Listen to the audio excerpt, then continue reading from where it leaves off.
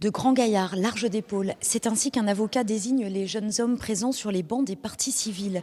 Ils sont 23 à venir se confronter à leur ancien entraîneur de natation.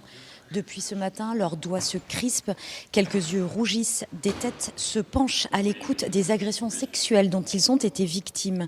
Sous prétexte de jouer, ils ont subi des masturbations, des fellations, des viols, lors de stages à la montagne, à l'hôtel, lors des compétitions, ou chez Dominique Hébert, leur entraîneur de natation.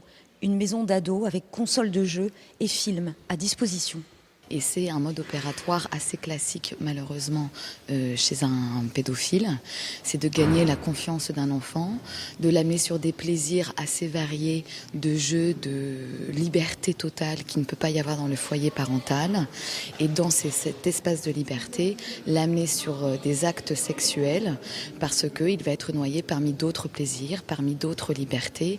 Et ce conditionnement-là psychologique a permis des passages à l'acte. Les plus jeunes victimes avaient 7 et 8 ans au moment des faits. Certains les ont subis pendant des mois, pendant des années.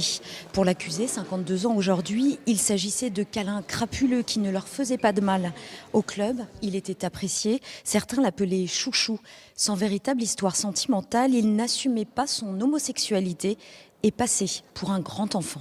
Dans une totale reconnaissance de ce qui s'est passé, reconnaissance à la fois des actes et de leur gravité, et il est vraiment dans la repentance, parce il est vraiment complètement conscient du mal que ça a pu effectivement entraîner.